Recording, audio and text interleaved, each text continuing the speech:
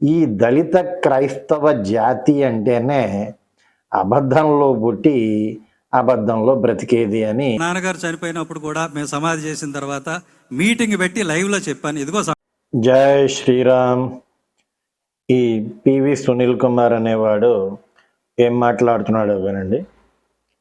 కోసమే మొన్న చనిపోయినప్పుడు మా నాన్నగారు చనిపోయినప్పుడు కూడా మేము సమాధి చేసిన తర్వాత మీటింగ్ పెట్టి లైవ్లో చెప్పాను. ఇదిగో సమాధి చేశాను, మరి నువ్వు వచ్చి ఇక్కడ ఫోటోలు తీసి క్యాస్ట్ సర్టిఫికెట్లు ఏమైనా రద్దు చేపిస్తావేమో, చేయించు వచ్చి ఇదిగో మా సిఎస్ఐ సంఘ పాస్టర్ గారు వచ్చి ప్రార్థన చేస్తున్నారు, లైవ్ పెట్టాను, ఏం చేస్తావో చేసుకోవాలి.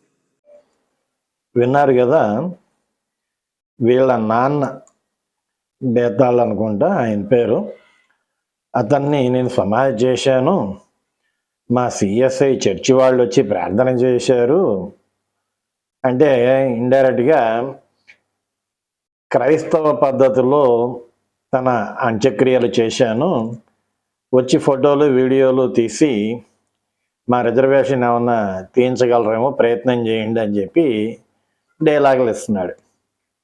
కాకపోతే వీడికున్న రోగం ఏంటంటే ఈడు మాత్రమే తెలివైనోడు అని అనుకుంటాడు.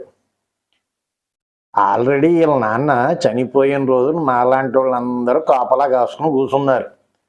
వీళ్ళ నాన్నకి ఏ విధంగా అంత్యక్రియలు చేస్తారు, ఫోటోలు వీడియోలు అన్నీ గ్యాదర్ చేయడానికి. ఆల్రెడీ టిపులరావు గారు కూడా గట్టిగానే ఉన్నారు. ఇవన్నీ తెలుసుకొని ఈవిడ పెద్ద పిరికోడు బౌద్ధం ప్రకారము వాళ్ళ నాన్న అంత్యక్రియలు చేశాడు. దాని తాలూకు విడుదల చేసిన కరపత్రము లేదా ఇన్విటేషను ఉంటుంది కదా, అది చూడండి,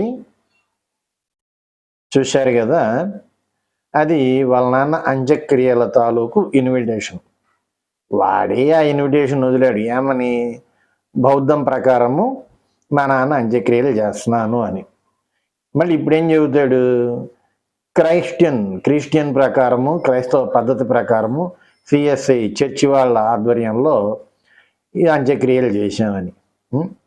ఈ దళిత క్రైస్తవ జాతి అంటేనే అబద్ధంలో పుట్టి అబద్ధంలో బ్రతికేది అని మళ్ళీ ఈ పివి సునీల్ కుమార్ అనేవాడు నిరూపిస్తున్నాడు.